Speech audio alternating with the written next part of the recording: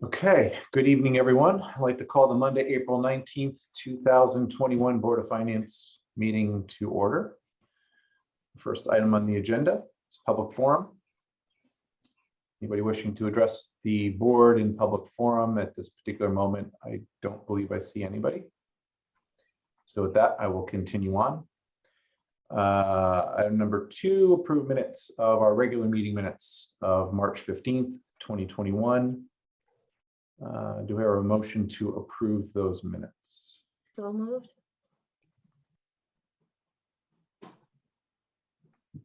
Anybody for a second? I'll second. There were a couple of items that I noted. On item, sorry, page number 2, second paragraph down, which starts with Mr. Trotta. In the second sentence, he asked Ms. Rosito if they have run into municipalities. I got another comment on that one too. Where's Sure. her answer? I'm sorry. I got another question on that item too. I don't see Ms. Rosito's answer.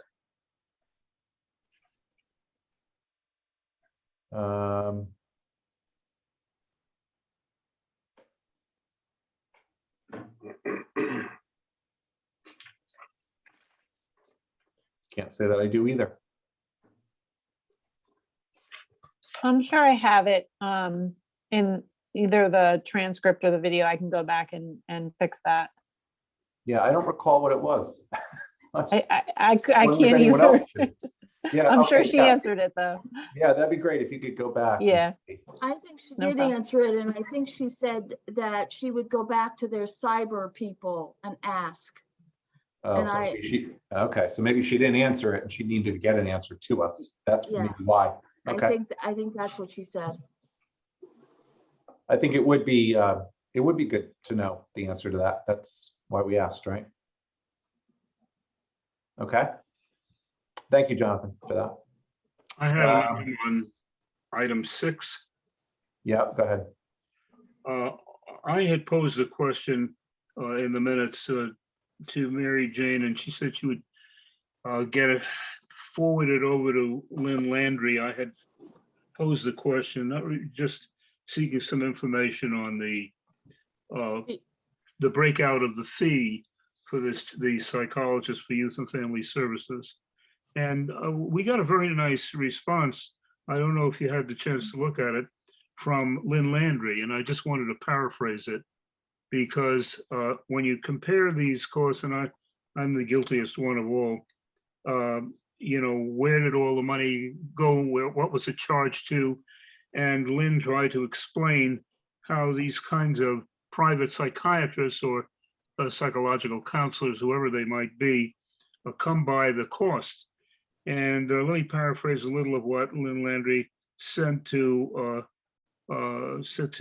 responded to Mary Jane, and actually to our question, that the psychiatrist has billable and non-billable hours. He provides consult to the clinical staff, medicates a small portion of our 90 clients.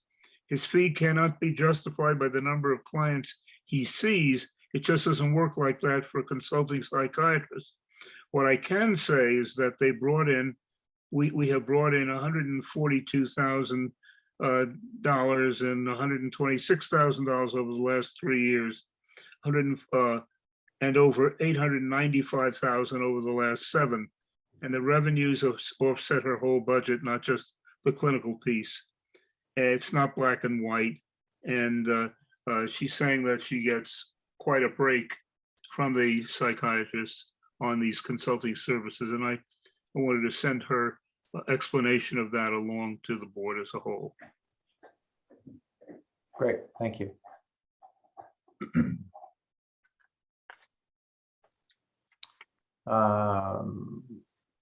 Just to go back on page 3,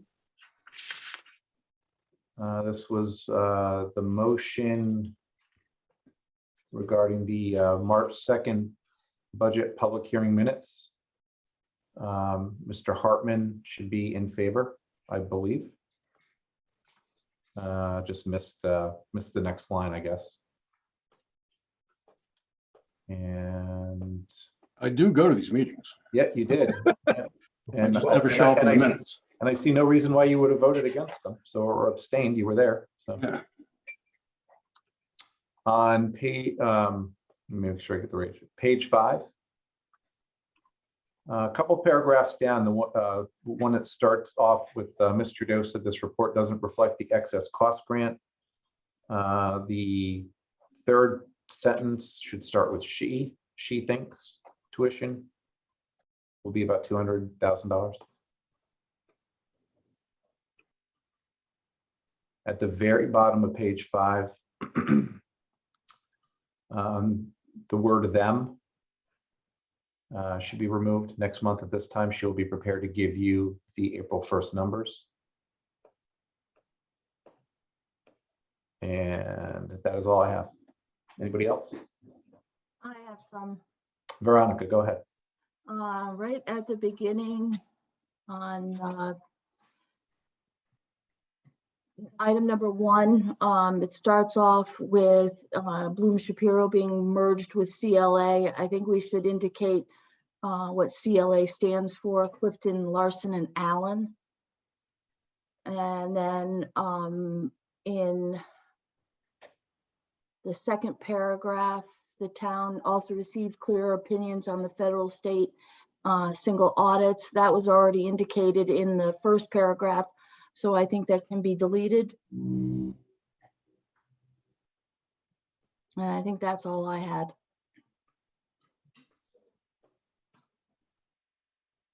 Should they be referred to as Bloom Shapiro or as CLA? CLA. Here on in.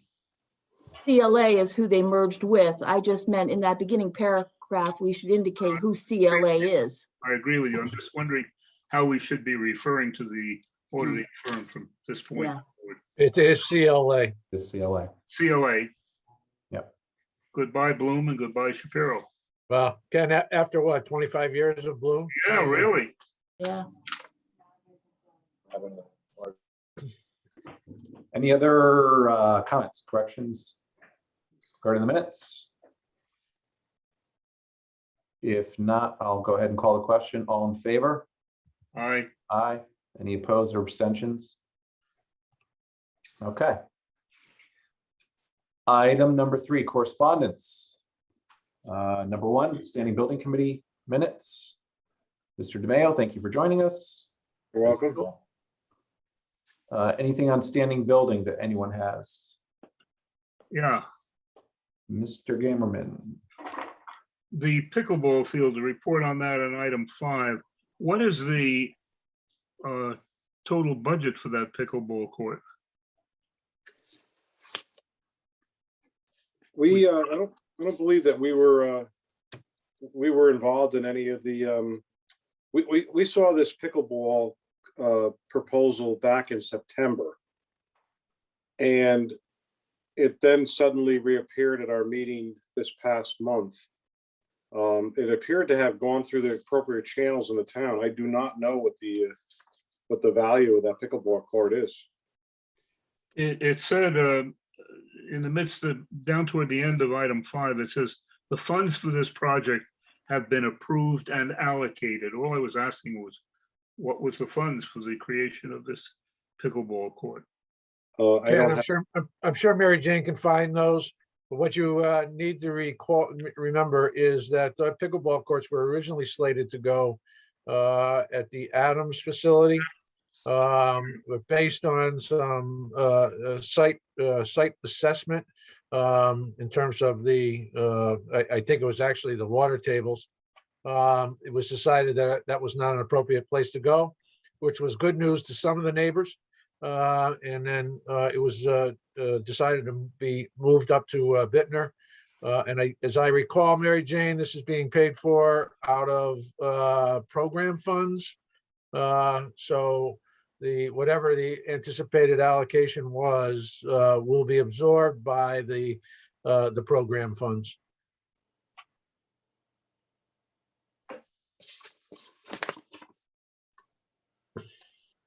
Okay. thank you, Matt. You're welcome, Dave. Yeah, it was our opinion that, our understanding that the funds were approved by Park and Recs. They had the money. They came to us to look at it from a constructability point of view and its location at Bittner Park. And then when we would be reviewing the bids when they came in, at that point, we would ask to compare it to the budget. So, Speaking of bids, your minutes reflect that in item 9 and in item 13, you're expecting to receive bids on the turf field and on the Melissa Jones elevator. Mhm. Is it too soon to ask how those bids came out, or? I'm not, I haven't seen them since this meeting was 2 weeks. Yeah, this meeting was 2 weeks ago, and we haven't seen the bids yet. Okay, They haven't been shared with the committee. I'm sure will be shared shortly, and we'll review them at our May meeting. We do have a special meeting tomorrow night to review the plans for the HVAC upgrades at Lakes and Cox School. But I don't believe the bids have been shared. The bids have not been shared with us yet. thank you. You're welcome. Just one more editorial note. Yes, the bids were received. We are going through the vetting process to ensure that all the bidders complied with the requirements of the bid document. So that exercise is currently underway. Preliminary information has been shared with, I believe, with the Board of Education, but I'm not entirely sure of that. So Dave, you guys will probably be getting them at some point soon. I would think so, yes. Anything else for standing building? Mike? Mary Jane, go ahead. I just looked up the capital request from the 2020 fiscal year. At that point, the 4 pickleball courts were budgeted for $98,000. Okay, thank you. Thank you.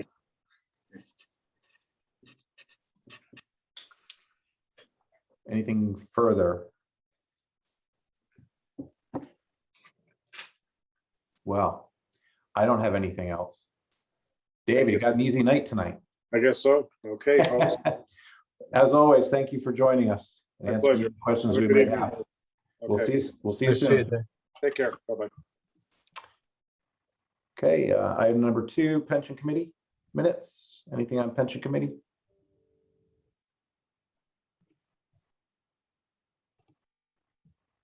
I did not have anything to add or question.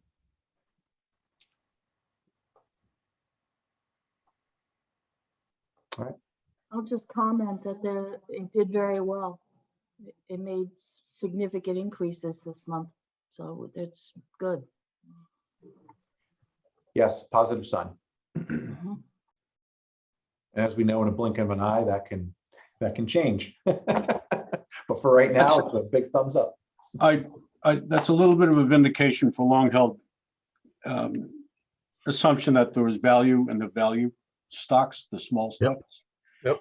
And they lagged and lagged and lagged and lagged and lagged for years, and nobody could understand it. And you may see this in your own personal portfolios, but they came roaring back up, and that was just a fundamental part of the pension plan. So long may it last. Agreed. Very good. Okay, we will move on to item number 4, review and accept report of expenditures to the Board of Education for March 2021. And I guess we will be handing the floor to Board of Education member Dick Hirsch Yes, to do the report. So it's all yours.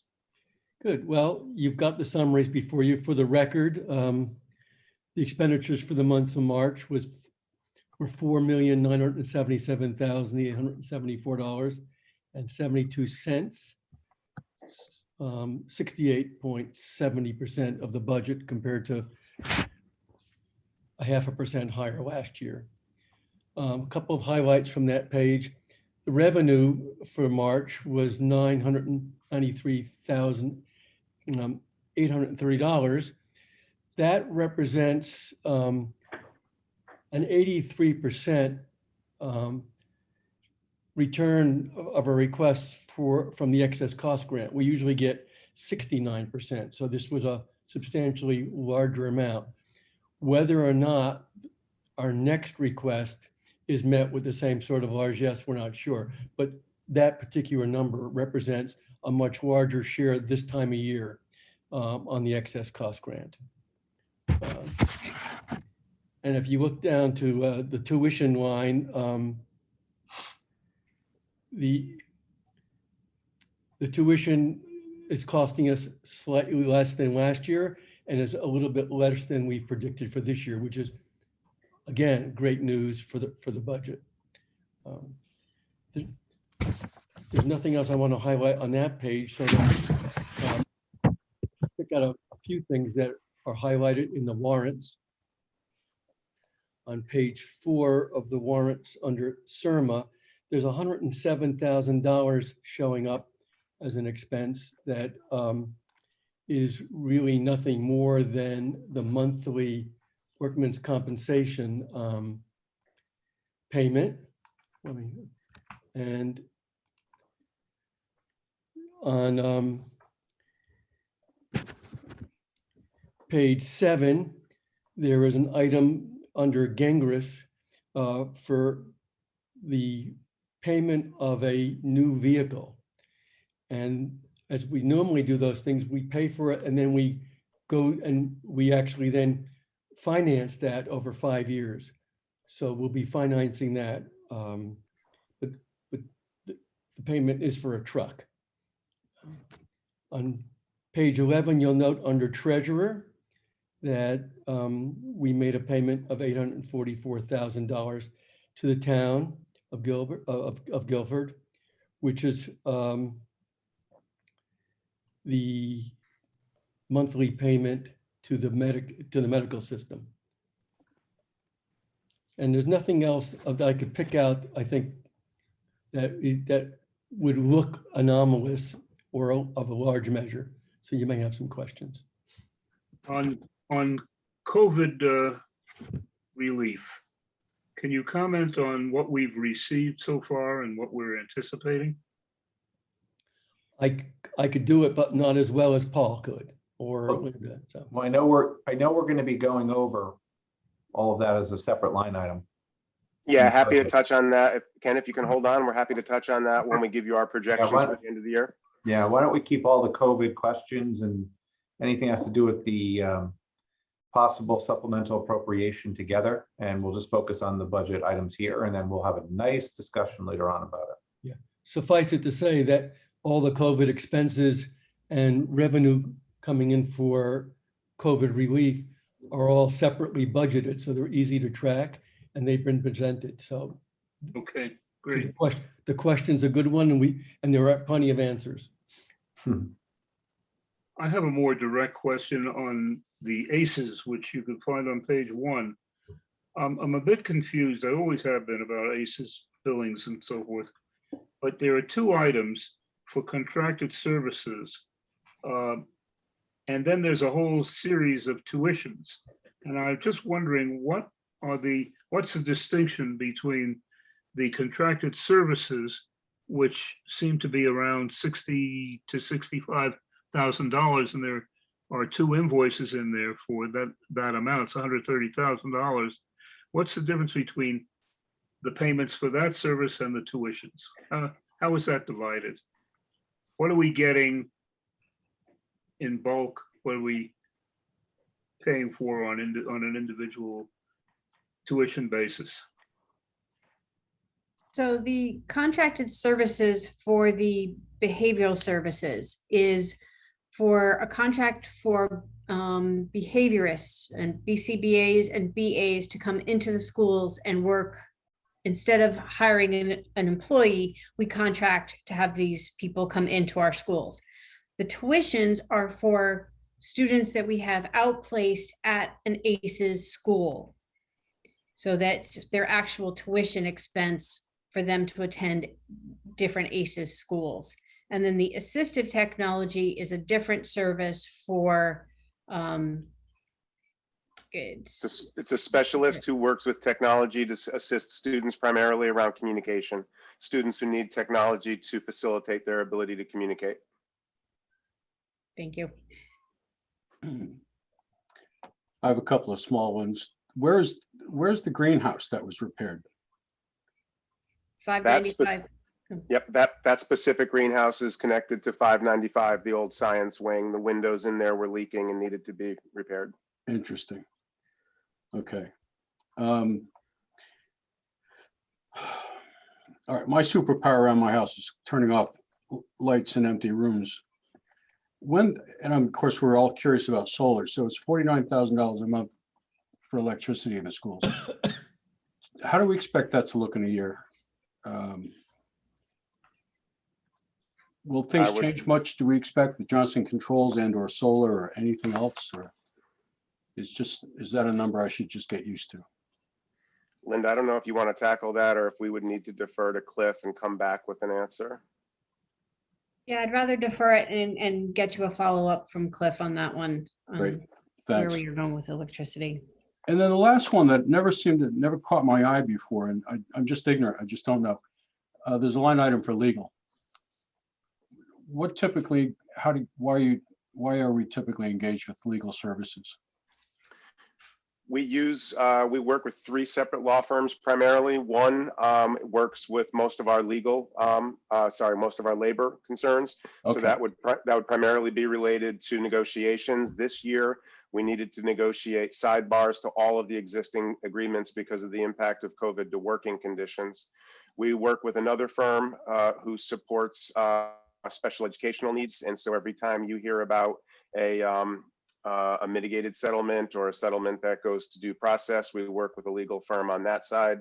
And then we have a third firm that we will occasionally use for advice around contractual questions, FOI, or student discipline. Primarily this year, the bulk of the costs have come from the labor side and some from special ed. Thank you.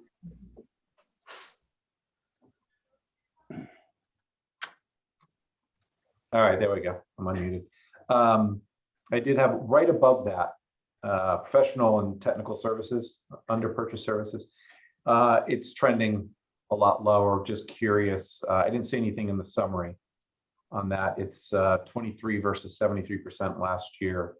Is that going to eventually catch up, or is that one of the line items that is going to be where there's some surplus or savings this year? That will eventually catch up. That is payment for the audit. So we get billed, the town pays the bill, we get billed by the town. So that's a portion of that. Mhm. So it will catch up. Okay. And that, yeah, so the audit will take up a big portion of that. Yeah. Yeah, the Board of Ed staff. Okay. Thank you. I've got some similar questions on line items that are running under and whether they're included in the projected $1 million surplus you have in that report. Yeah. Coming. Go I was ahead. looking at the lunchroom aides, for instance, and the athletic, music, transportation, travel, professional development, security, and fuel. So I don't know if you want to touch on those now or as part of the going over those COVID numbers. I can kind of go through some of them quickly. The lunchroom aides, so we brought in additional lunchroom aides due to COVID. And so with the balancing of which ones are COVID and which ones are ours, you'll see lunchroom aides is also included in COVID expenses. So that's part of the reason why that is down. Athletic, music, and other transportation, we didn't have the teams playing, so they weren't being transported. That is starting to pick up. I'm not expecting it to be fully expended, but it will pick up. Professional development. We'll pick up a little bit, but it won't be fully expended. Most of the conferences or seminars that we're doing are electronic, they're Zoom meetings, so there's little or no fee for the professional development that we're doing. Which one did I miss? Did I miss any? I think I had security and fuel. Security's not a big number, but it was definitely running under. Security will run under. That I don't expect to be fully expended. The contract that we have is less than we had originally anticipated, and we haven't purchased there were funds budgeted to expand the use of the visitor software that checks people into the building, and we haven't done that yet. I'm not sure that that will be done at this point this year. And then fuel will pick up a little bit. It's down a little bit because we're not running the buses quite as much. We're not running every single day. It'll pick up. And then the other piece of that, there is some fuel that is billed by the town for the unleaded gasoline that the bus yard uses down from Public Works. So that billing is a little bit behind. That will pick up a little bit. But I do expect that to be a little under budget. Remember, there Okay. is a contract that we have to pay for the certain number of gallons, Right. even though we don't use them.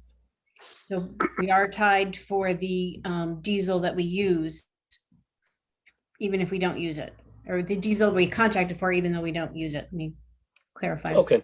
that. And are all those sort of factored into that guesstimate for the surplus?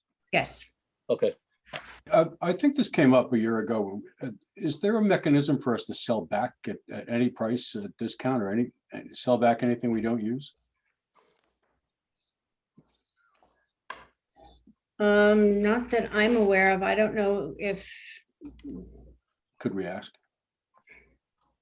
Matt, do you want, It did come up last year and there was no ability for us to sell back. Matt, you're muted. You're muted, Matt. Hold on.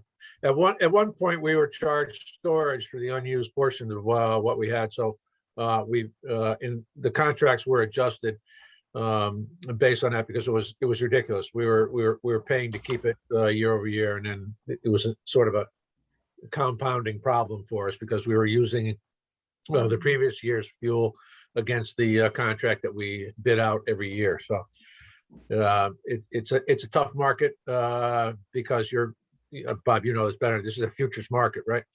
So when we go out to bid in usually October, November, we're talking about the expenditures for the next 18 months.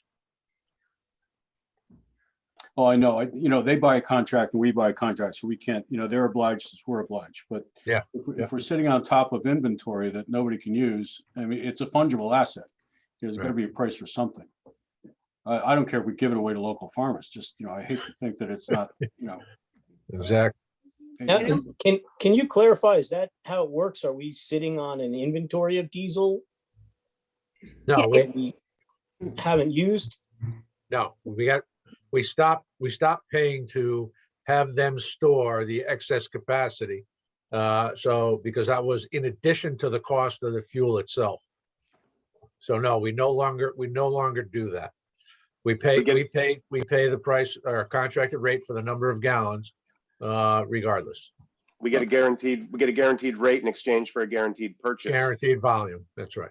Right. So is there a way to take delivery of it? Can the fire department use it, or can we take delivery of these gallons we bought in advance and use them? We top off at the end of every year on June 30th. Everything gets filled. Every tank we own gets filled. I know. So when we I'm not sure if I'm following. Then are we sitting on these full tanks of fuel, and then that we'll be able to use it in the following year? Right. Okay, so it could benefit Yeah, us in the next not- year's budget. No, It's not like we're paying for a product. It's not like we're paying for a product and never getting it. It's just that we have to pay for all of that in that fiscal year. And then, Okay, but we got it. It was delivered and they No, topped off. no. not necessarily. No. No, but So- it is deliverable. So the question goes: could we inquire? Is there any way of getting some more value out of? Right. if it is And not Bob, the thought immediately comes to, can we sell it on the market, right? Yeah, Or can we designate it to go somewhere else and get paid for it? Well, it's what they do for a That's a living. question for that's a question for the legal team as to whether or not our contract with our supplier allows for that. I'd offer it back to them, see what they say. Yeah. One of the issues that came up last year when we looked at this was the taxes and the fact that we pay certain taxes on the fuel, where if we were to turn around and sell it, collecting of those taxes. And I may not have that exactly right, but there was an issue with the taxes on the fuel and us turning around and selling it. It's always an issue with the taxes. Always an issue with the taxes. So I'm trying to make sure I'm clear. Do we have any tanks where we could take delivery and say, hey, we already bought these, we'll take delivery of some more gallons of fuel? No, we can't. So we estimate we're going to use 60,000 gallons of diesel. We use what we can during the end of the year. On June 30th, we make sure that they go in and they fill off that tank with everything that we can possibly take. But there is the possibility that, like last year, we didn't run the buses for 3 months, that we did not use all those gallons. So we had to pay for 10,000 gallons, whatever it was, and not receive the diesel. But because we had contracted for it, we had to pay for it. And we don't have that diesel. We had no place to put it. So to complicate this conversation a little further, is that a COVID expense that we can claim? Good point. Good question, may well be. You're jumping the shark here. Yeah. I was going, in later on, we're probably going to talk about the American Rescue Plan. We still don't have any definitive guidance from Treasury Department yet on total eligible expenses and use. So it could well be that it's an expense that was incurred that was well, it might be a tough argument, because if COVID had not happened, we would have spent the money anyway. Yeah. That was the explanation we had gotten last year when they were talking about the funding, was that it was a commitment last year. Anyhow, we have to pay for it regardless of whether or not we used it. It doesn't fit into the COVID qualified expenses. That could change with other funding, but it was vetoed in one of the other grants that we received.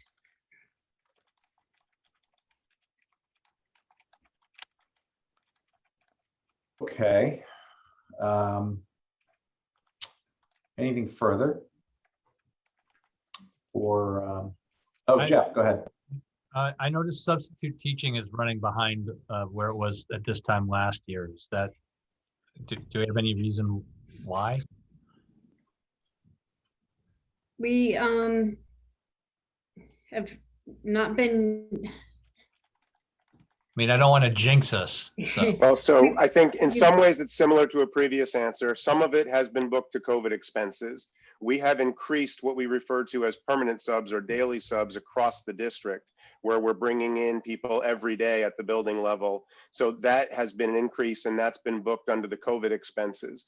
Secondarily, I think we have seen that with the hybrid model and with distance Wednesdays, with some ability for teachers when their absences have been related to COVID, for them to be able to teach from home, that there has been some offsetting there as well. So it's been a little bit of an increase booked to COVID and then a decrease in the expenses that we didn't book to COVID.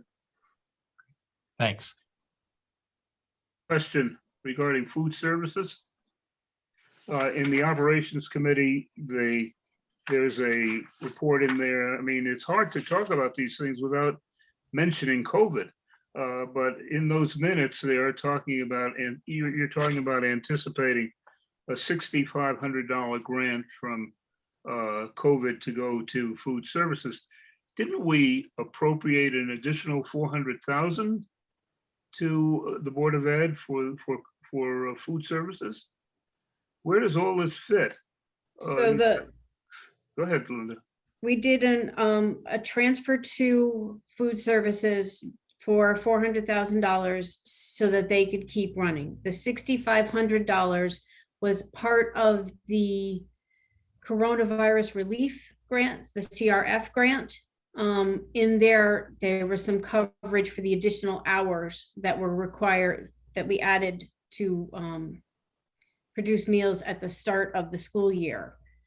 So that's all that has been funded for dining services in any of the ESSER grants or the CRF grants is the 6,500. So the Board of Ed has had to transfer some funds to them to keep them operating.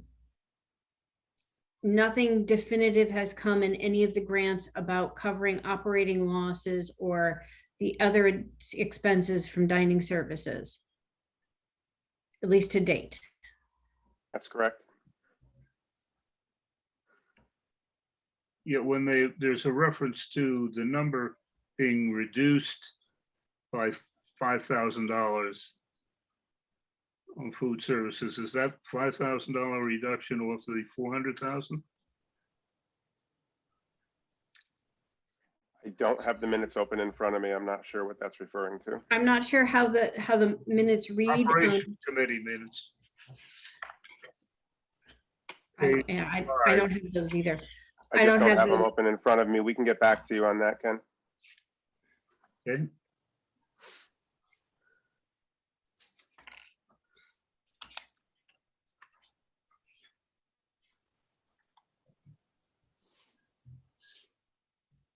Okay, yeah, I was actually looking, see if I could find it, which I did as the siren was going underneath my window.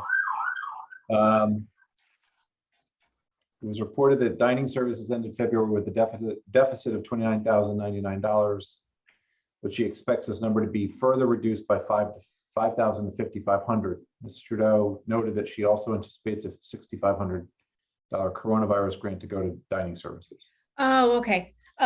So there was, thank you.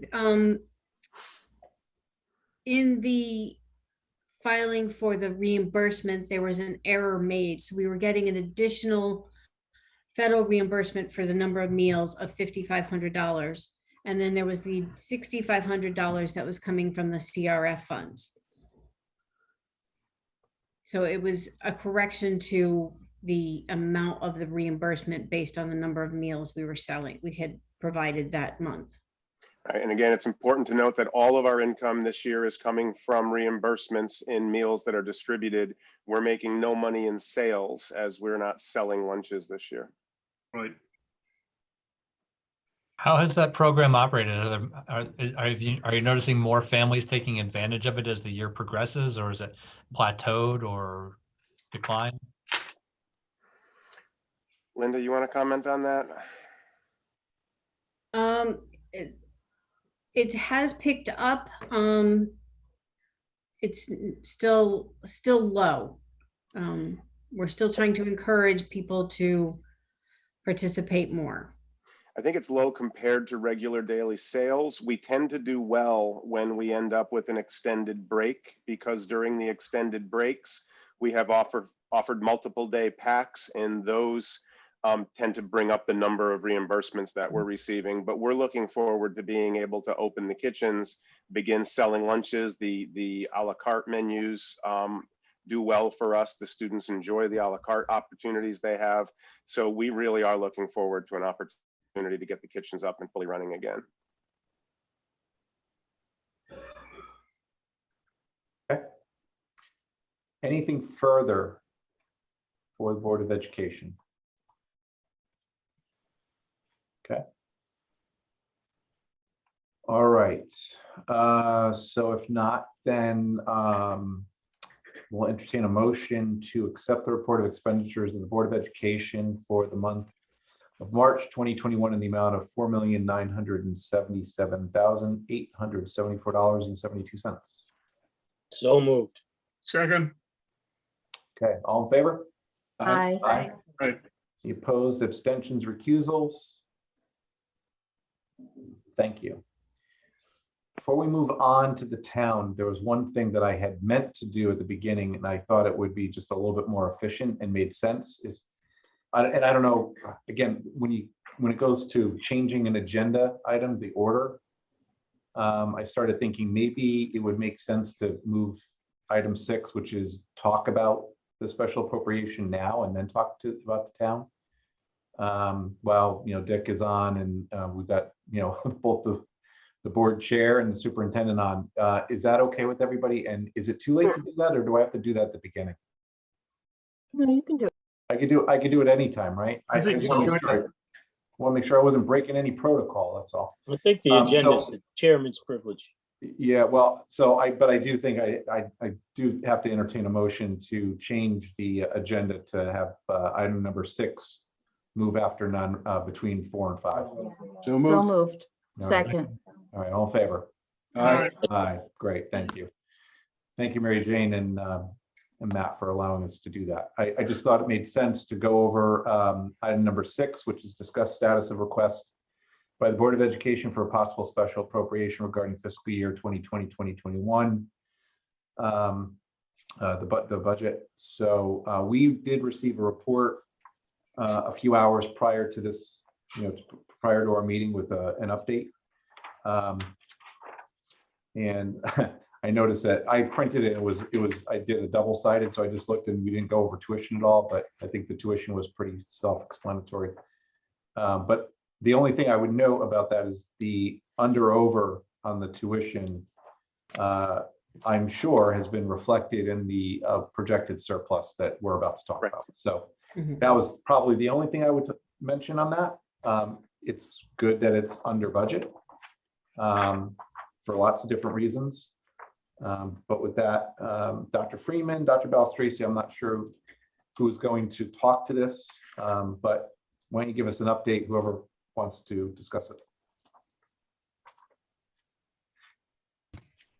I'll start, but then I'll certainly turn it over to Dr. Freeman. Okay. And mostly what I'm going to be doing is just letting you know that Mrs. Trudeau and the business office have been looking very carefully for several months. Well, certainly for all year, and most recently for several months, looking, as Mr. Trotta noted, at lines that we predicted might be a little bit under, constantly taking into account grants that were coming in, grants that we could apply for related to COVID expenses, and of course, the COVID expenses themselves.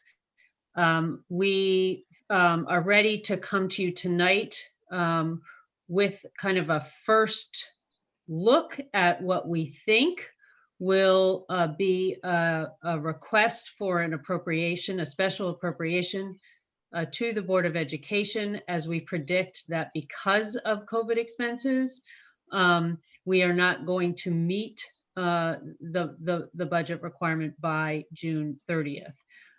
We are extremely pleased that it is as low as it is, because I will certainly say, as the board chair, and I think I'm speaking for the administration as well, we were concerned that it would certainly be higher.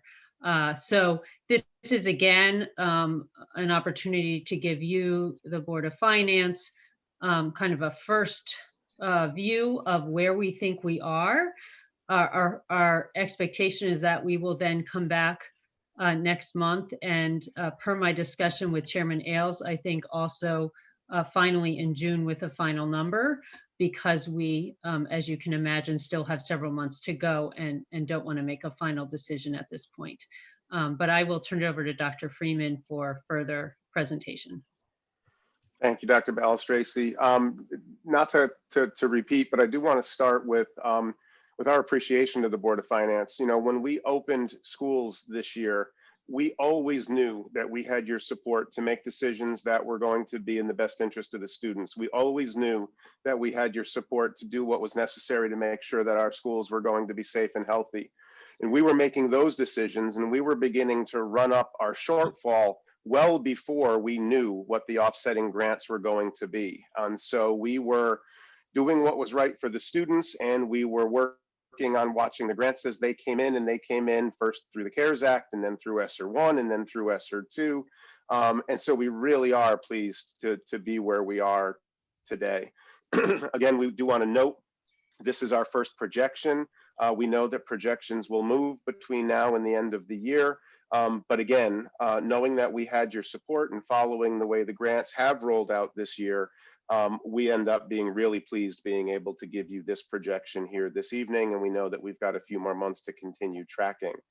Just to run through the document, and Mr. Gammerman's right, it is hard to talk about finances this year and separate COVID from regular operating expenses. So we've touched on a few of these items already. We've tried very hard this year to separate strictly COVID-related spending from the regular budget. There was no contingency that was built in for COVID. And so the way that we've broken the budget out is to show you that we calculate slightly over $2 million in unanticipated COVID expenses, $2,052,000. This primarily goes to spending like tents to expand learning spaces, like PPE, like additional cleaning supplies and equipment, and like plexiglass to help create separations within common spaces in the school. Additionally, it goes to additional staff that were brought on this year. We increased the number of lunch aides, medical aides, custodians, building level substitutes, and we did increase some teaching positions to make sure that we were able to bring class sizes down, particularly at the older grades where class sizes run larger than they tend to do in the younger grades. So again, all of those unbudgeted, unanticipated COVID expenses, we projected to be approximately $2 million. Again, as noted earlier tonight, there was an additional $400,000 shortfall in the dining services that we tied to that we calculate that as a shortfall as well.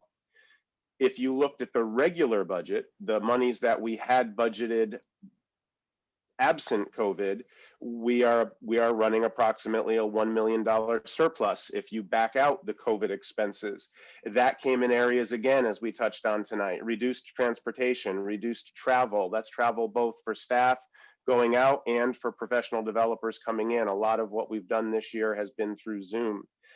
Reduced activities, reduced events, and additionally, the tuition running below expected this year. I do want to make clear, tuition is not running low because of COVID expenses. We are not failing to meet the needs, or we are not curtailing services to special education students. That is a coincidental balance that we have there, but it bundles into the fact that we're approximately 2 or 2.4 million over budget this year, and then we have offsetting savings of approximately $1 million within our own budget. Then when you look through the grant monies that have begun rolling in, we've brought in approximately $466,000 from the CARES Act. That was the first round of support that we received. We received an additional $117,914 from ESSER 1, the first round of the educational, the ESSER funds. ESSER 2, and we've received all the CARES money, and we are receiving the ESSER 1 money. ESSER 2 is slated to come to us in an amount of $432,694, with an additional $90,000 coming from the state.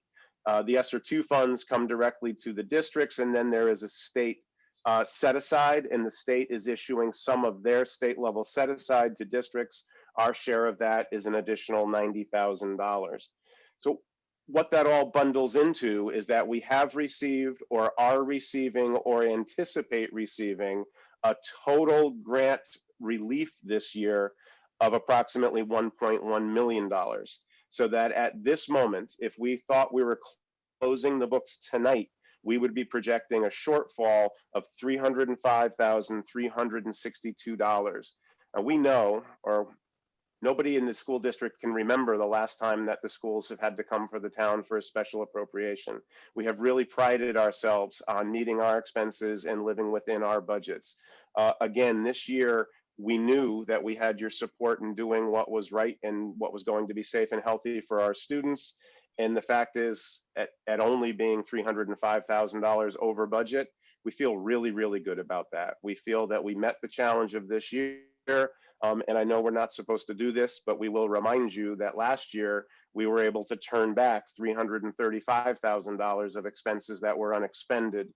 And so while we would prefer not to be here tonight letting you know that we anticipate needing to request this special appropriation. Again, on balance, we feel really good about it. And again, knowing that we've had your support all this year and not needing to worry about whether we could afford all of the plexiglass we needed, or whether we needed to be more discriminating about where we could deploy plexiglass or have masks available or bring in staff that we thought were needed, has meant a world of difference in the way that principals and teachers have been able to focus on teaching rather than on those other components. And so we just want to close by saying thank you.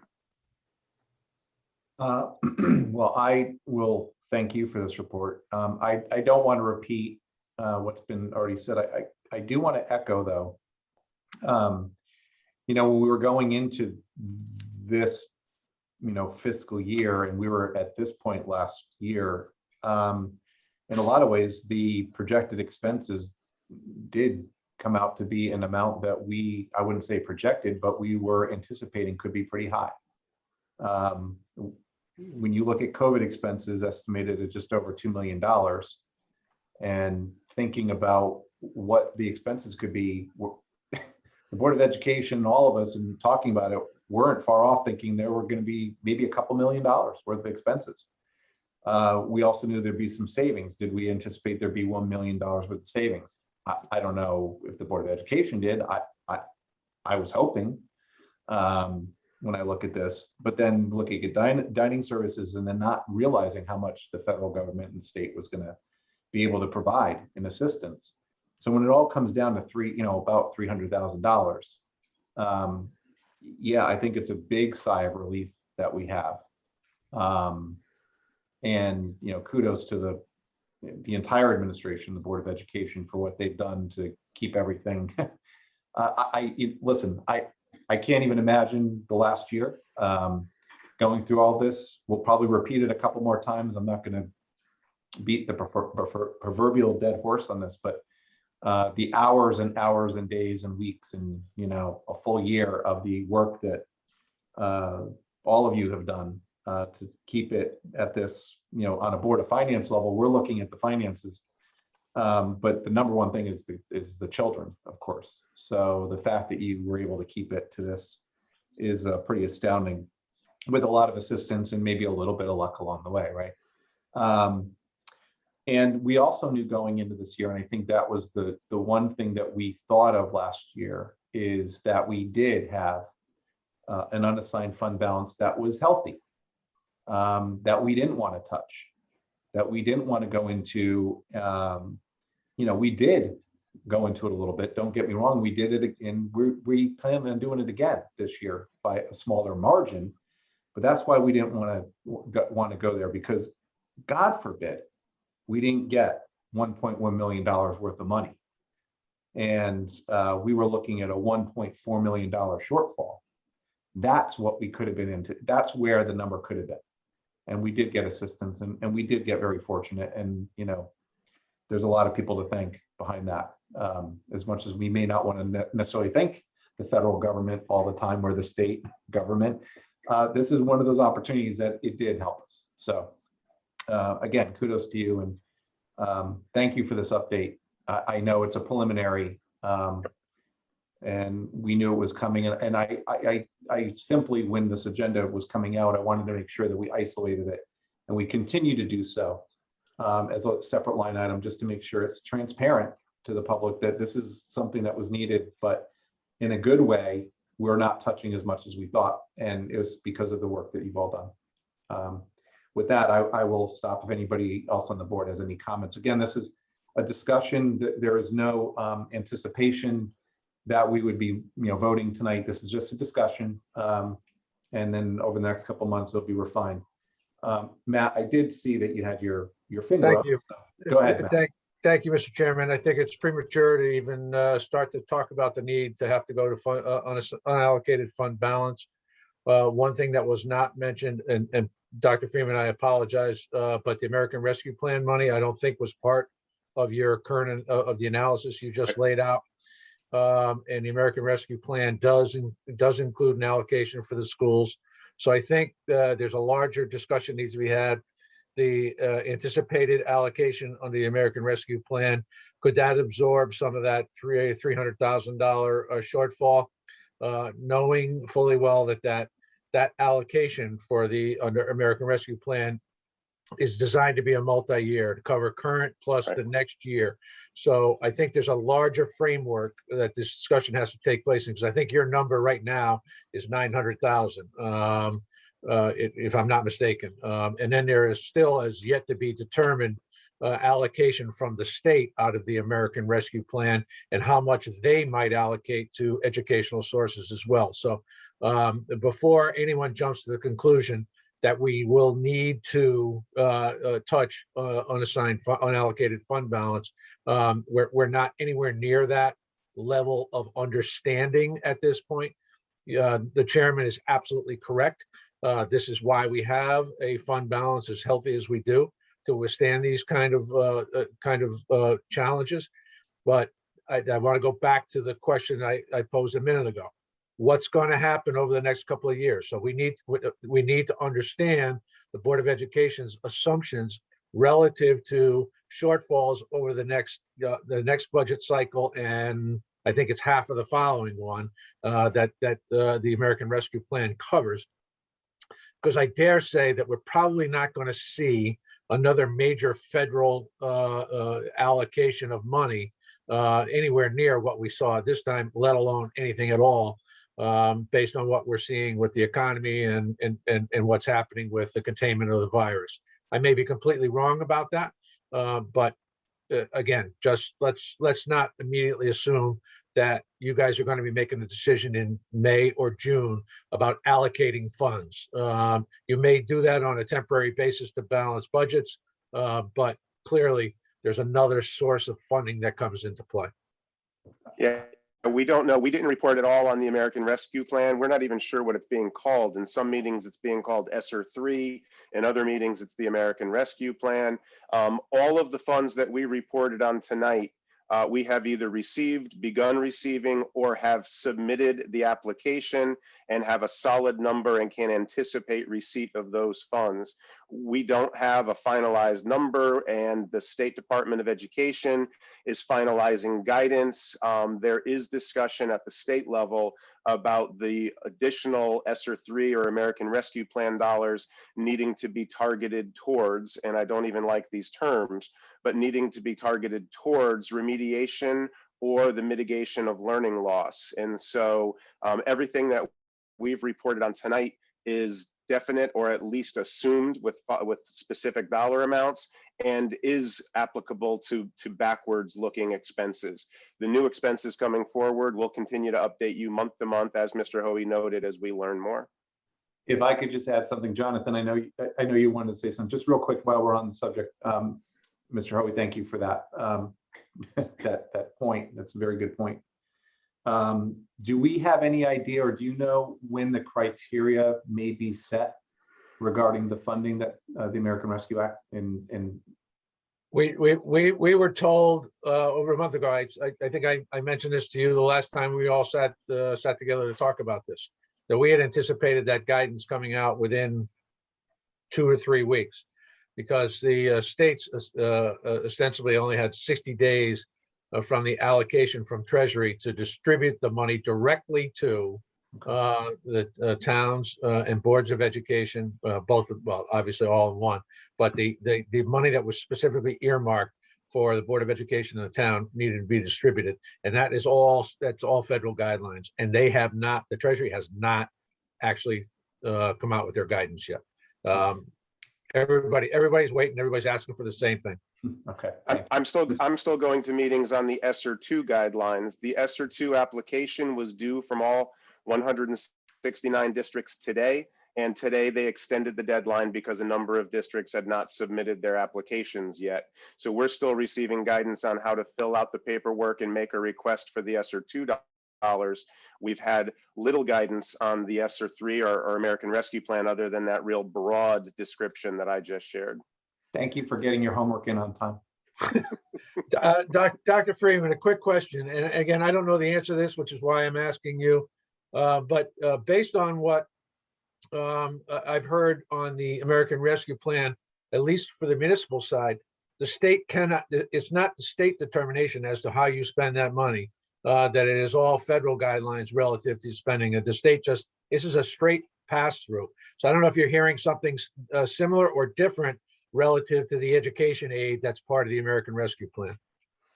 There are allowable categories that are being identified. And so whether SDE is simply adding their interpretation of those guidelines or whether they're changing those guidelines, Yeah. I think that would be open to interpretation. But SDE is creating the documents for us to apply, through which we will apply for the dollars. And they are articulating what the allowable categories are and giving very clear examples of what those allowable expenses will be. And then we're expected to fit our plan into those applications. Okay. And again, I'm sorry. Go ahead, Dr. No, just again, we're, as of last Friday, I'm still going to meetings on the ESSER 2, and this morning getting an email update on the timeline for that one. Haven't even been able to begin, we have started our internal planning around these. We know we have a sense of the scale of the dollars that we'll receive. As you said, Mr. Hoey, we're expecting to be in the ballpark of $1 million, give or take. And those can be expended through 2023. And the broad guidance is that we should be targeting, and again, I don't like the terms, but the terms that are being used is remediation or the mitigation of learning loss that's been experienced over these past 14 months, 16 months. Got some questions that are kind of along these same lines, and I apologize for not knowing the source, but I had read an article and it said that 166 million was earmarked for New Haven County from the American Rescue Funds. I don't know if you could tell me if that number sounds right to you, or if you happen to know what an estimate for Guilford might be. We're expecting in the ballpark of $1 million, a little above, a little below that. Obviously, larger districts, it's based on the formulas that are in place. So I wouldn't be surprised if a larger, needier district was receiving significantly more dollars. I don't have a projected breakout in front of me. Matt, if I could answer, Jonathan, there's $2.1 million coming just strictly on the municipal side, in addition to the 900 to $1 million on the town side.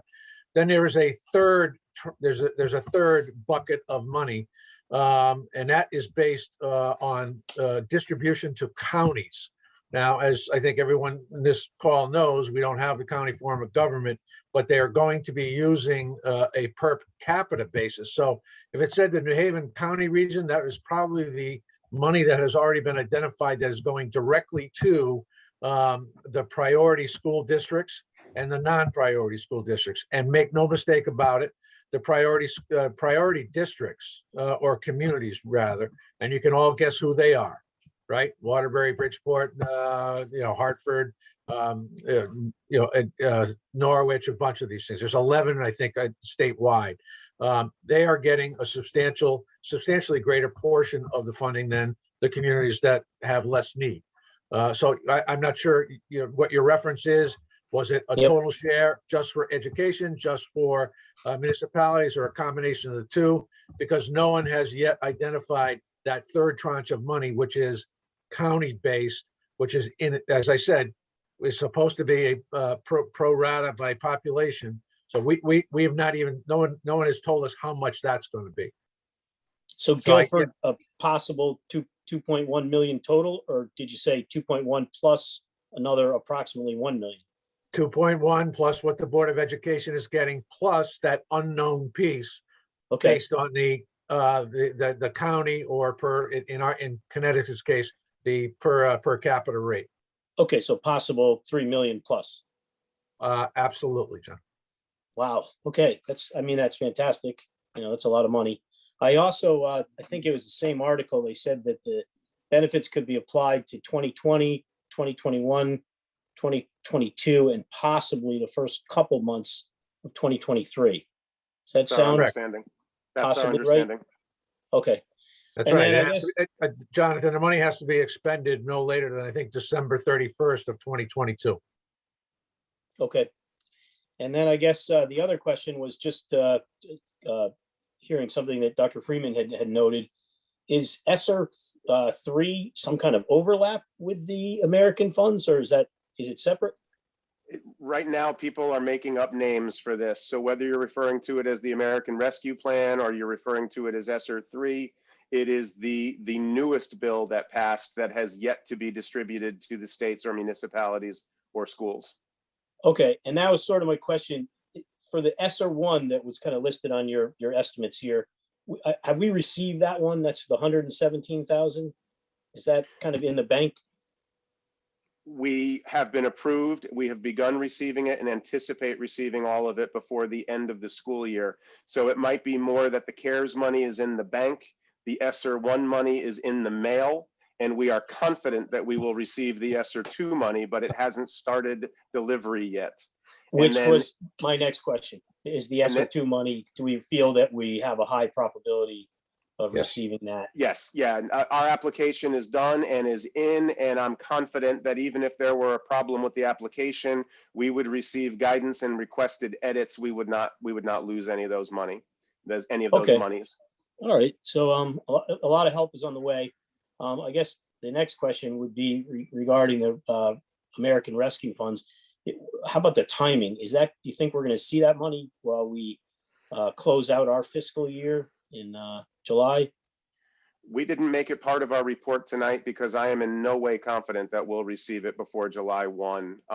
Again, we're still working on the ESSER 2. So I think Mr. Hoey's point is important, but we're looking at those as future, right? We're looking at those dollars for 21, 22, so that we are looking at services that we can provide to be responsive to the social emotional needs and educational needs that we see that this pandemic has created. The monies are always described as supplementing, not supplanting existing budgeted dollars, and it's supposed to supplement exactly in those areas. Where do we see that the students were impacted academically, educationally, emotionally, mentally, and how do we meet those needs in the years moving forward? But Mr. Hoey raises an important point, right? How we manage that and how we account for those moving forward.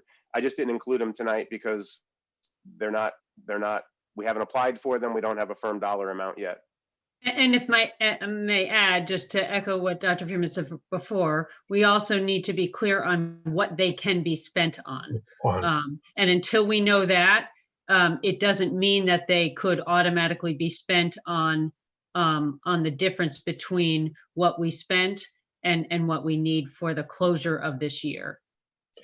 And the preliminary guidance that we're getting is that a district or a town cannot draw down more than 75% of the anticipated amount under the American Rescue Plan in the first year.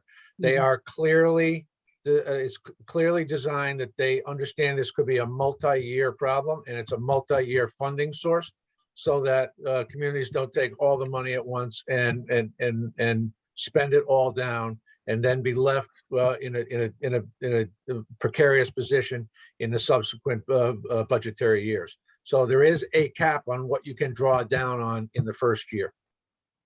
Linda? I was just going to say that the last information I had from the state, they were telling us, the school business managers, that the ESSER 1 and the ESSER 2 and the Coronavirus Relief Fund were to be considered for expenses that had already incurred or that we knew we were going to experience this year, and that the rescue plan funds were future expenses and to look forward on where we were going to go from here. So the state wasn't encouraging us to look at using those funds for anything right now. That could change, but that was the last information that I had from anyone at the State Department of Education. At the sake of getting into dangerous areas here, I suspect that the state SDE is looking to have a heavier hand in this than perhaps the federal government had intended them to have, because of the fact that it is not, the guidance is coming on the expenditures, not from local, not from the state government, but from the feds. And the language in the legislation that was passed was clear. The state cannot step and cannot get in the way of the use of these funds by municipalities and school districts that are going straight there. And Dr. Freeman's right. I think what the State Department of Education is doing is trying to work on behalf of all the school districts to provide some guidance, which is, a well-intentioned and well-meaning. But the reality is we don't have the federal guidelines on how this money can be spent, and neither does the State Department of Education at this point. Okay, those were some good answers. I appreciate it. More than I expected. I appreciate it. Yeah, listen, it's a good discussion. There'll be plenty more. In the interest of time, would like to try to move on with the meeting. But this was incredibly helpful, and I'm sure we'll have a very spirited and continued discussion next month, I would assume. But at least we've got a good background. So thank you for that. Thank you. With that, we can go ahead and move to item number 5 and review and approve reported expenditures for town government for March 2021. Mary Jane, you're finally up. That's fine. All right. Starting with revenue, I would assume. Sure, we'll start with revenue. As you can see, at the end of March, we are slightly behind where we were this time last year, 96.1% now as opposed to 98.6% last year at this time. Tax collection number here is through March 31st, but of course we had until April 1st to pay our taxes without penalty. That brought in another $425,000, bringing the tax collection up to 98.4% as opposed to the 97.9% shown on the report. We've had a lot of discussions regarding tax collections. The tax collector is noting some additional delinquencies that she has not seen in the past. We do hope and anticipate that we will bring in at least 100% of our budgeted revenue, since we do a really good job of conservative budgeting, as we go through the year, or as we go through the budget process. So we're hopeful there. Many of our other departments are either right on target. We have a number of them that have brought in more revenue this year so far than budgeted. State revenue is on track. We should be receiving that money as well. The only other line item that is suffering is, of course, finance for the interest, and we'll clearly have a loss there for the year. But I don't know if you have any specific questions. I do not. Anybody else? What accounts for the increased revenue in the health department? Grant revenue, I believe. Oh, hold on, I shouldn't say that because I think I have that applied to the expenditures. I take that back. I'd have to get back to you on that. I don't know specifically. I don't want to give a wrong answer.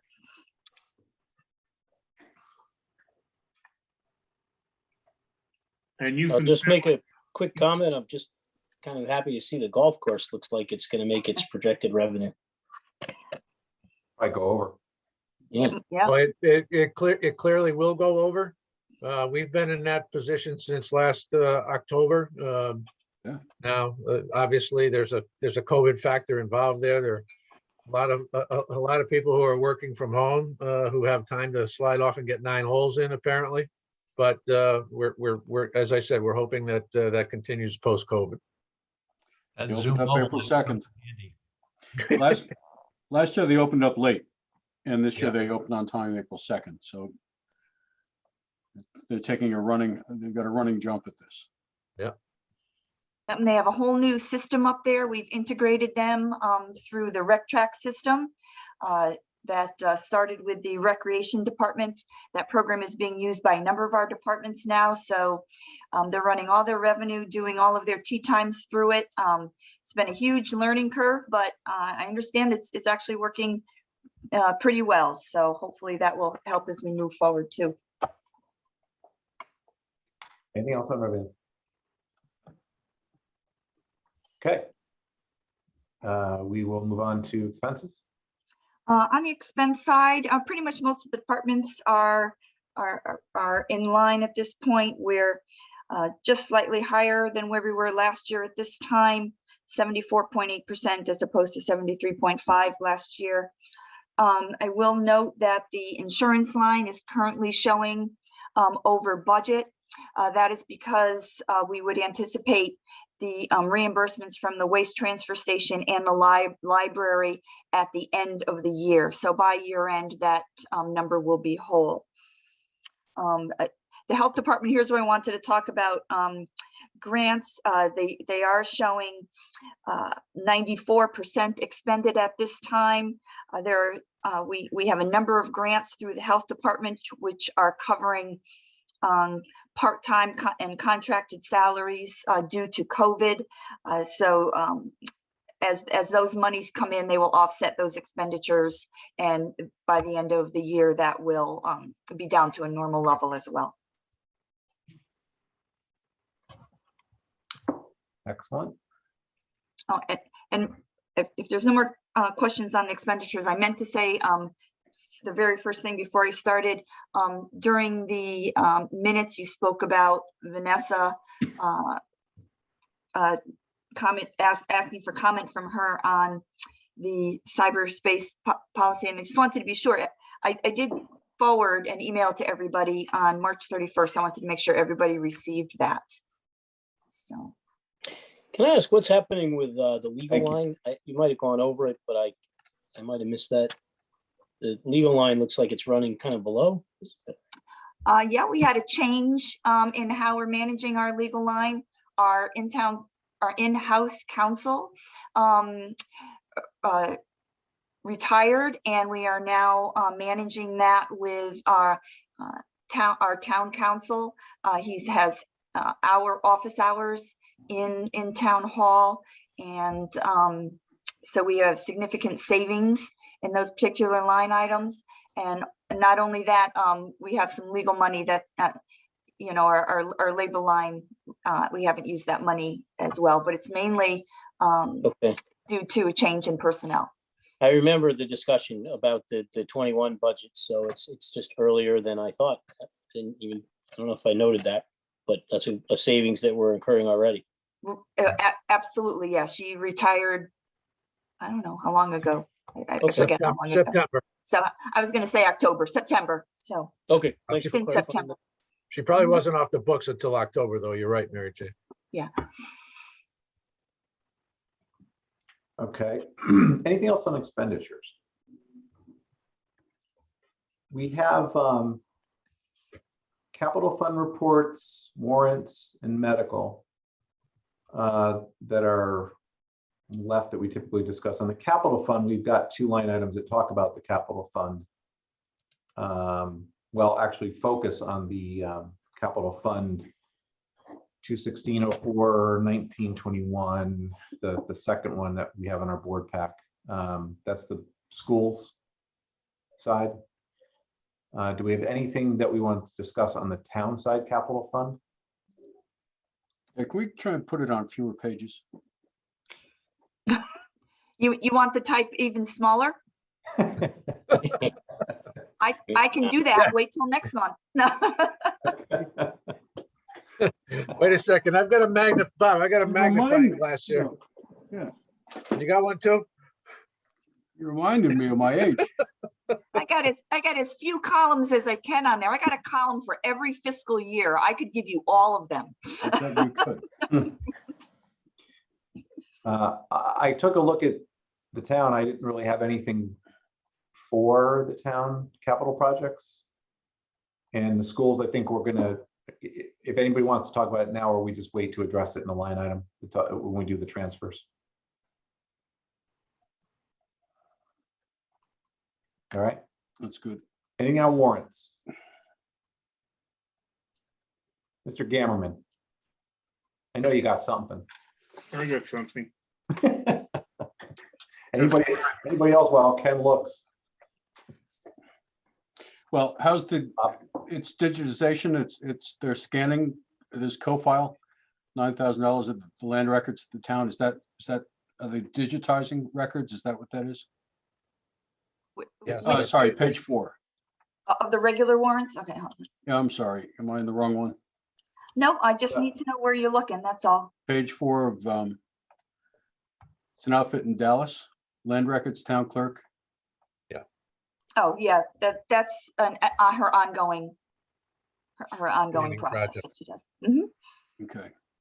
Money well spent. Yes. Well, that's what we found in facilities. We're drowning in paper. We need to get this done. I have a question. Oh, go ahead. And then, I don't know, stair chair, where's that put?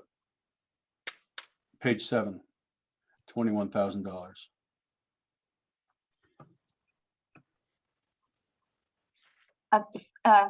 The fire department, that's their stretcher, that's their. Wow. Yeah. God, for a moment, I thought it was 2 radios. And then they painted a vehicle for $31,000. That can't be right. Oh, now I know what that is. No, I don't know what that is. Uplift vehicle paint, same page, $31,000. That's the police, though. That's yeah, Oh, it's those are two. the new, It's those two. are the new police cars being purchased Okay, out of capital. So sorry, I it's the never heard them work called that's uplift, being done on them. uplift yeah. vehicles. Right, and Uplift. it does include the painting. It's quite a bit to put all of that police work around it, but not obviously all that money, but yeah, that's Yeah. just outfitting the police vehicles that we've purchased. Uplift, okay, great, never heard of it. Question for you that you can combine on pages 53 and 56, which is winter sand and winter salt purchases. Does that cover everything from this past winter, or are we inventorying this into the future? It's $14,000 and $18,000, those 2 items. My understanding is that's inventory. Is that what? It's inventory. We are reloading from the storms, Reloading, okay. particularly at the prices we had. We had the most favorable pricing for salt and sand this year we've had in a number of years. So we were able to, unlike the fuel situation, we had capacity to bring stuff in.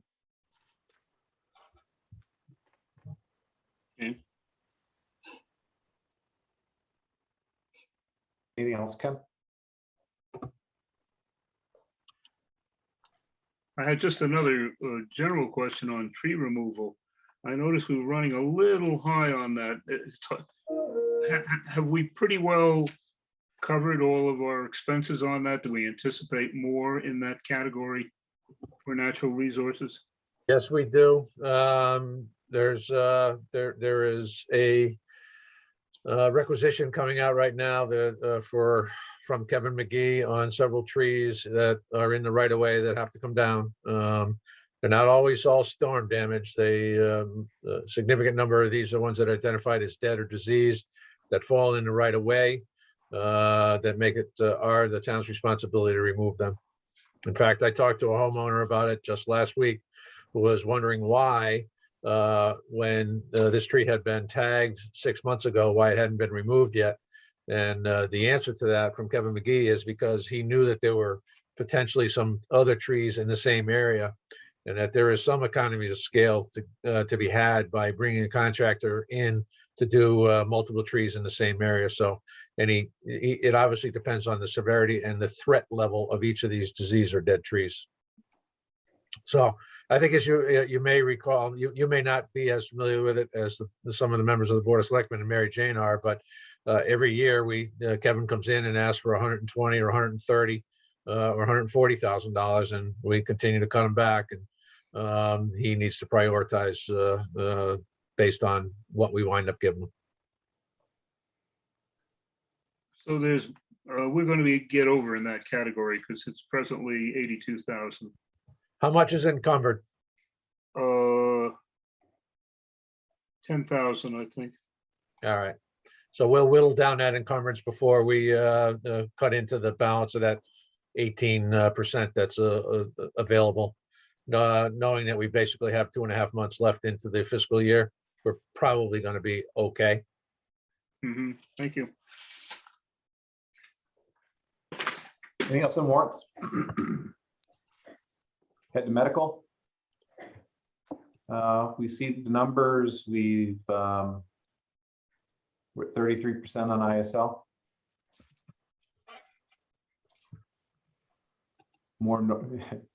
Normalcy to the number on the claims.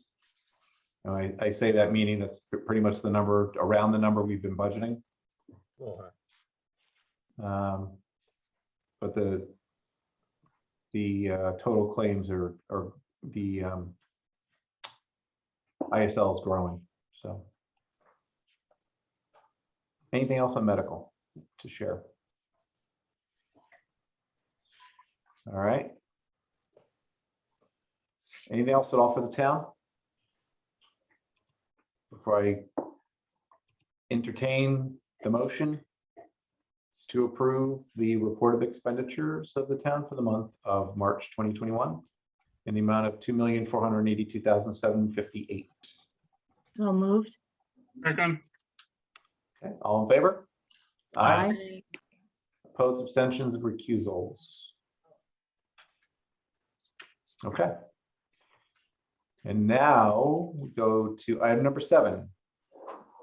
Consider an act on resolution to transfer unexpended funds between projects and close out completed projects.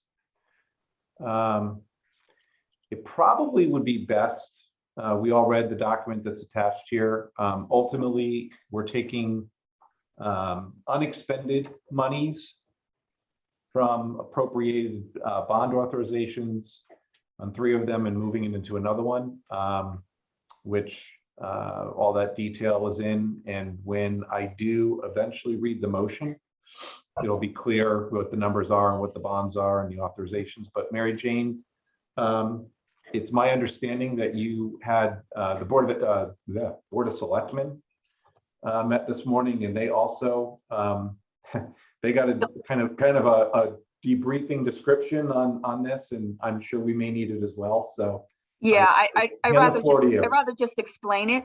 Why don't you just explain it so we can be clear? So this we're actually not moving the expenditure, we're actually moving revenue. The 3 projects are all complete. Confirmed that with Cliff months ago. We don't have any, and there are no outstanding purchase orders, nothing else to do on these programs. So if you look at the capital report and in the quarterly capital report, you'll see that there is very little left. And on one of them, actually overexpended on the expenditures. This is actually revenue that has come in. And I'm going to take my part in part of this, why this is done this way. As you know, we typically we spend the money, we do the project, and then we bond for the project. So, shortly after I came in, I had these projects that had been expended, and I went out and bonded for them, and then come to find out that we had some outstanding grant revenue that hadn't come in, that at that point I hadn't been aware of. So once we bonded for that money, the money came in, we covered our expenses, then we received some more bond money for the 248 and the 196. So that money is sitting there as revenue for these projects that they don't need. So Bond Council has put together this resolution for the Board of Selectmen and the Board of Finance, which just moves this revenue from these projects that we're closing out. We want them to be 0 and moving them into a similar project for the Board of Education, the 2017-2018 school facility improvement bond, which we have over $2 million worth of expenditures that we'll be looking to bond in August for. So when we move this 461,000 into that line item, then that's less we will need to bond. So that's what this resolution is asking you to do. Take the excess revenue from these three and give it to a project that needs money, and then these three projects can be closed out. So moved. Okay. Wait a minute, did I read? Couldn't a do that motion in 10 words or Wow, that less. was quick. I'm Well, sorry. Save you the No, trouble. no, that was such a good description. Everyone's Yeah. ready to go. Good to go. Which is fine with me, but I do want to read the motion out more for the public that I actually spent a little bit of time on. So I want to get a little credit for the time I spent in composing this motion. Darn it. So Indeed. no, and I do. I want to make it clear when I do read this that it's, you know, indicating the project it's coming from and the amount, so it's very clear how much in the record. So Yeah, and before you read that, Mike, I just want to be clear that the Board of Finance is approving the entire resolution mhm. in its entirety. Yes, absolutely. That's the way it'll read. Hopefully, if I wrote it right. Okay. Just to make it easier for everybody. So why don't I read the motion to make sure it's correct and everyone understands it, and then if we have to have any further discussion, we will. If you don't mind, I'm taking the glasses off so I can read it actually better. That's what happens to get a little older. So I would entertain a motion to approve the transfer of unexpended funds from the following capital projects. School classroom and space renovation approved fiscal year 2011-12 of $15,974.11. Education, health, and safety improvements, which was approved fiscal year 2011-12 of $248,928.87. And school safety improvements approved fiscal year 2014-15 of $196,806.56, which totals $461,709.54, and transfer that money to school facility improvements approved fiscal year 2017-18. How'd I do? Yeah, I just want to make sure that the resolution is part of that, only because the resolution specifically states that the board directs me as finance director to close out the accounts. Would it make a difference if I said at the beginning and amended it, said motion to approve the resolution to transfer? Yeah, that would be good. Okay, and then I will amend it that way. And I just want to make sure there's no question moving forward that we don't. Okay, all right. Veronica, were you I'm sorry, you were. Yeah, So there you moved. go. Sorry, as blah. As amended. You approve Moved as as amended. Got it, okay. Wait a second. Second. Any further discussion? Okay. What I will do, you know what? I'll just call the question. All in favor? Aye. Aye. Any opposed? Any abstentions? Okay. We will now move on. Thank you, everyone. Move on to item number 8, consider an act on resolution to authorize a supplemental appropriation for the town's 2014-15 school safety improvement projects. Mary Jane, I will let you explain this one as well, and then I will have another motion to read. So this is one of the 3 projects that we're closing out. The town authorized a budget of $1.6 million through referendum for this project, and the project came in over budget, a small amount of $22,891. The Board of Selectmen and the Board of Finance have the authority to increase this appropriation to within the limits of their approval to do so. Again, this was done by bond counsel, and he would recommend that that we take care of it in this fashion.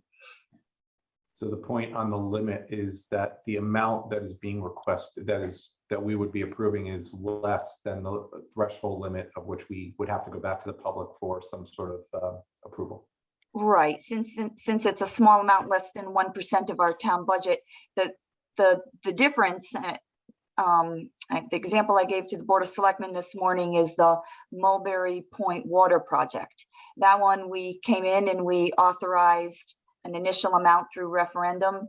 And once those bids came in, it was millions, a couple million more than was originally authorized. Had those bids come in, 50, 100,000, even 200,000 higher, we could have gone through this same process, but because of the amount, it had to go back to referendum. This particular project being a small amount does not need to go through that process. I just had one small point. The original amount of $1.6 million doesn't appear in that resolution anywhere.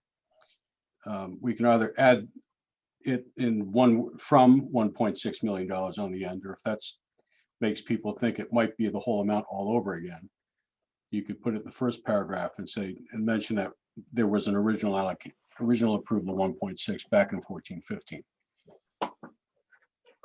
Or am I just being a little, too deep? This was written by bond counsel, so you're gonna leave it to yourself to change it. I will not agree to change anything that bond counsel has written for me. The first part of the resolution says it's a supplemental appropriation, so that kind of implies that we're adding to it. Well, it does say it's hereby, it says it's hereby increased to 1.622. You have the total figure in there. That's the all right. Okay. The last item is the total figure. I totally see your point, Bob, but from my standpoint, I'm not going to change something bond counsel wrote for me. It's not a big deal. Not to make you do something that you don't want to do, but the resolution in the bolded title of it says 2014-2015 school safety improvement projects, but within the body of the resolution it says school facility improvement. Right. And I don't know if we want to. I'm assuming it says I'm assuming it's school facility improvement projects, but I just think it ought to be consistent, whatever the right one is. It's School safety improvements. Something like that I don't mind changing because that's just a typo on the part. Yeah. So yes. It is the school safety one that's actually closing. Yeah. Okay. Good catch, Jeff. We look at these 100 times and we still don't catch it. Anybody else have anything else before I put the motion out there? All right. Go ahead. Oh, all right. So entertaining a motion to authorize a supplemental appropriation of $22,891 to the school safety improvements capital project approved fiscal year 2014-15, increasing the total to $1,622,891. So moved. Second. All right. Thank you, Jeff. Any further discussion? All in favor? Aye. Opposed? Abstentions? Okay. Mary Mr. Jane, Chairman? thank you. Thank you. I just want to add that as time goes on, we'll be bringing these up to you, regularly as we close out projects. Great. Thank you. And thank you for the explanation. Very much appreciate it. Matt, go ahead. Mr. Chairman, a point of personal privilege here. Mary Jane has been looking to do exactly this kind of activity for a couple of years, closing out these older bond issues, which her predecessor wasn't as focused on as she has been. So I give her a great deal of credit. But for her professionalism in her day job, and as evidenced by tonight, her part-time nighttime job in how effective and professional she is. But I wanted to point out her commitment to the community goes beyond serving as the finance director and providing support to the Board of Finance and the Board of Selectmen. On Saturday, Mary Jane volunteered at the hazmat collection event that was held at Bittner Park. On her own time, her own dime, was down here at 8:30 and probably didn't leave till close to 12:30, volunteering, helping folks through the process of ridding their households of hazardous waste in a safe fashion. So Mary Jane's commitment, it goes far and above what you see in her day-to-day interactions or the month-to-month interactions with you. So thank you, Mary Jane. Here, here. Thank you. I have a question, Mary Jane. This closing out of the books just seems to be kind of like common sense. Is there anything more to the formal closing of the project than I would expect? No, once the once these transfers are made and each of these particular projects show a zero balance, they will just be made inactive based on your motions tonight. And your reports from now on will not show these projects. So this could benefit in reducing the number of pages. Yes, Enlarging the font. the more we close out, the less pages we'll have, correct? Okay, understood. Thank you. Not getting any younger. Okay. Happy to oblige. All right, thank you again. Item number 9, committee reports, building permits, anything? Otherwise, we'll move to item number 10, old business. Anything to bring up under old business? There was something we mentioned we might want to bring up under old business, but I forgot what it was. I think it was the American Rescue Plan, wasn't it? I think we talked about it. I think we're good. Yeah, I think we beat that to death. All right. I only have one item. Unless anybody has questions, I don't mean to. Yeah. say. I only have one item under new business, although it's not really new business, but we'll move on to it. On number 11, new business. Now we know it's Monday, April 19th, and it's at night, and this probably will not be shown publicly yet or until after the referendum, but I think it's only correct to say that the night before the referendum, we encourage everybody to go out and vote.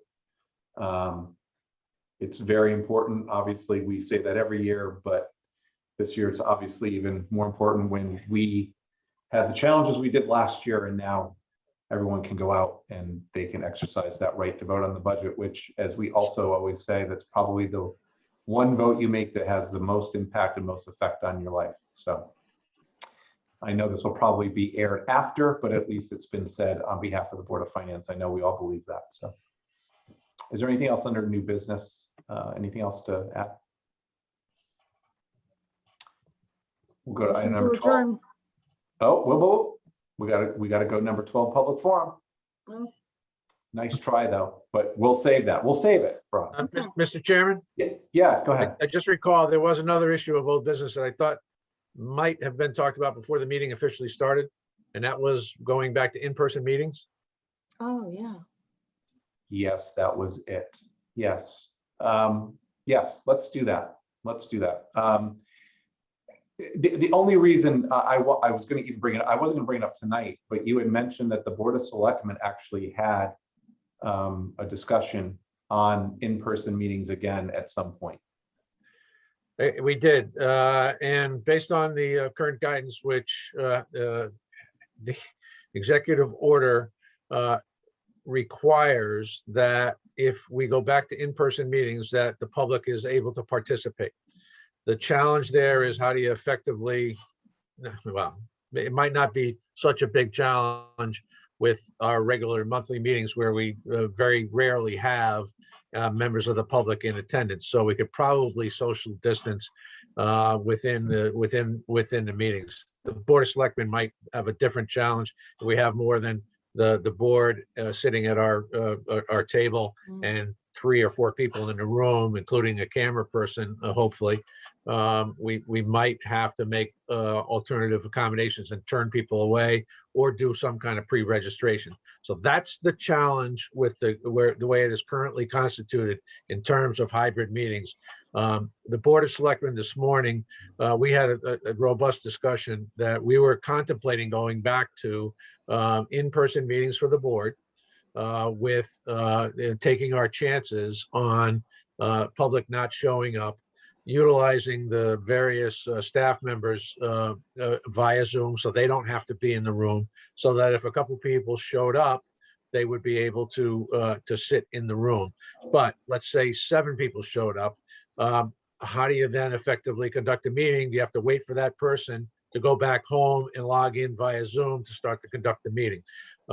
So that's the challenge. We're going to try to work with the state over the next 2 weeks. We're going to revisit the issue as Board of Selectmen on our second meeting in May as a determining what we might do starting in June. Now, realizing that the governor's executive authority was extended by the legislature through to May 20th, we're hoping to have substantially more guidance and direction relative to what we can do. But I think going forward, it is the Board of Selectmen's intention to utilize the technology that we've all discovered over the past 14 months, to our chagrin sometimes, but to increase the availability of participation in the meetings. So if we are no longer limited by June, and by the way, the governor announced this afternoon that he was taking off all restrictions, right? Restaurants are going to be able to go to full capacity relatively shortly. So my assumption is we're probably going to be able to do the same thing for meeting sizes inside of rooms. And I don't know what's going to happen with the 6-foot separation. There's speculation that based on the guidance the CDC is saying, which is, and Dr. Freeman and Dr. Balestracci can validate this, but they're saying, the CDC is saying 3 feet for kids in school, right? So it may well be a completely different landscape come end of May, early part of June. Long way to say we're holding out for a little bit while longer, but it is, I think, the Board of Selectmen's intention to get to in-person meetings in early June with utilizing this technology. You should be mindful of the fact that we are currently entertaining a proposal from HB Communications to provide room systems, room system video conferencing equipment at the community center, which we think will probably be paid for out of COVID funds, but in your standard meeting room, because there are at least 2 other committees or commissions that meet in that room that are broadcast, including Planning and Zoning and Park and Recreation. So we're probably going to outfit that room with the capacity to have an in-person meeting and have some equipment to Zoom the meeting from a larger perspective, not everybody having their own laptop out. And then we're also looking at, subsequent to that, we're looking at how do we fit out the big meeting room downstairs for public hearings, budget hearings, et cetera. But I think we've got a little more room on that side of it. So that's a long answer to, and probably not what you wanted to hear, but it's in progress. I don't know, Dr. Freeman or Katie, have you guys talked at all about what you're going to do for? I am looking into it because I think I mentioned perhaps this at the last Board of Finance meeting when we were discussing it. My concern is whether I have all 9 members comfortable being in person and what it means for someone who is not in terms of their ability to vote. Right. So that's an issue that I am trying to sort out to make sure I can communicate to my members exactly what the rules will be post May 20th. Got it. And I think that's the way we'll probably look at it as well, is we will probably follow the lead of the Board of Selectmen and Board of Education, but if we need to veer, then we will veer and do something different if we need to. But if the technology's there, that's great. But the number one thing I've always said is that all of our members on the Board of Finance need to be comfortable with that. So as long as we're all comfortable, I'm good with it. But I also want to make sure the protocols are met and we don't do anything that's mistakenly wrong, accidentally wrong. And Now, in Mike, the absence of the executive order, do we need to change our charter to allow someone to vote if they're not present in person? no, Jonathan, you can expect, that's a statutory Yeah, issue. it's That not is a charter issue. Not the charter? It's a No. it's a state Statutory? legislative, yeah. And they are actively looking at alternatives. I know that for a fact. I was actually had some input with through CCM on that exact point. So, and Katie and Mike, you're both right in terms of the comfortability. That's something I stressed this morning. I will not call for meetings if everyone is not comfortable coming back in for a variety of reasons. One, the appearance of one of our members not feeling comfortable and not being at a meeting and then not being able to vote. You're absolutely right. That's an untenable position. Now, the good news is, and as I look around the room, I see there are people younger than I am on this thing. So, but not substantially younger. So I think we're all in that range where we could have gotten our vaccines. And the fact of the matter is, if we all have the vaccine, we could literally sit in the same room without our masks on. But as I said this morning, is that modeling the right kind of behavior for the folks in this community who still haven't gotten their vaccine, and they see leadership sitting around meeting together without masks, without us having to make a disclaimer. We're all vaccinated, so that's why we don't have masks on. Perception. I mean, Gotta model the it behavior. means a lot when it comes from the leaders of a community, so. And us. Yeah. Thanks for that clarification, Bob. All right, thank you. We do have item number 12, public forum. I see nobody, public forum, we've been all. Takes care of itself. Takes care of itself. So with that, Veronica, would you like to have the honors? I move we adjourn. Second. All in favor? Aye. Aye. Thank you, everyone. It's all. Good night, everyone. Wonderful evening. Good night. Good night. Wash your hands.